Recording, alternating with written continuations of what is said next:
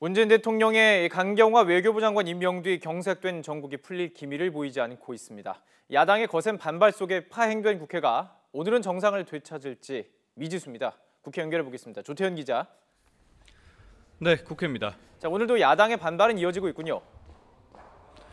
네, 그렇습니다. 먼저 가장 특히 반발하고 있는 자유한국당의 거센 반발, 오늘도 계속 이어지고 있습니다.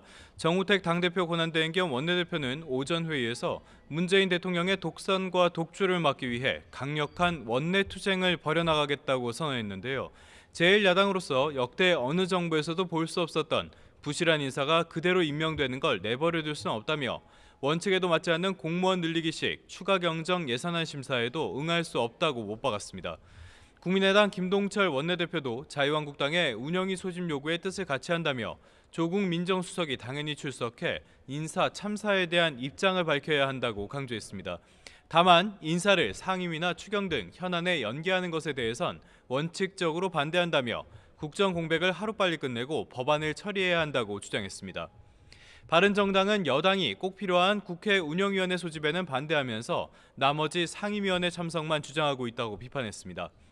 주호영 원내대표는 운영위에 청와대 인사출석 문제가 문재인 대통령의 소통 의지를 보여주는 것이라며 국회에서 인사 난맥과 안보 현실을 설명해야 한다고 촉구했습니다. 반면 여당은 자유한국당의 도를 넘는 발목 잡기로 국회 파행이 이어지고 있다며 반발했습니다. 더불어민주당 우원식 원내대표는 자유한국당의 행태를 보면 나라와 국민이 어떻게 되든 발목만 잡으면 그만이라는 것으로 보인다며 국민의당과 바른정당까지 협조를 거부하면서 내각 구성은 물론이고 추가 경정 예산안 등 시급한 현안 논의까지 멈췄다고 지적했습니다. 그렇다면 오늘도 어제와 똑같이 국회가 공전할 가능성이 큰 거군요. 네, 그렇습니다. 말씀하신 대로 어제 국회 상임위원회가 대부분 연기됐는데요. 어제 연기된 상임위원회 일단 잠시 뒤에 열릴 예정입니다. 먼저 김현미 국토교통부 장관 후보자의 인사청문 보고서 채택을 위한 국회 국토교통위원회 전체 회의와 함께 추가 장관 후보자 인사청문회 일정을 확정하기 위해서 상임위원회 세 곳의 전체 회의도 오후에 열릴 예정이었는데요.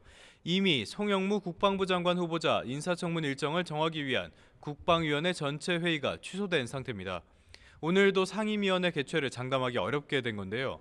다만 자유한국당이 위원장을 맡고 있는 국회 운영위원회 전체 회의는 잠시 뒤에 열릴 것으로 보입니다. 이 운영위 회의에는 자유한국당만 아니라 국민의당과 바른정당 역시 참석할 예정인데요. 다만 민주당이 야당의 일방적인 소집에는 응할 수 없다는 입장이어서 사실상 반쪽 회의에 그칠 것으로 보입니다.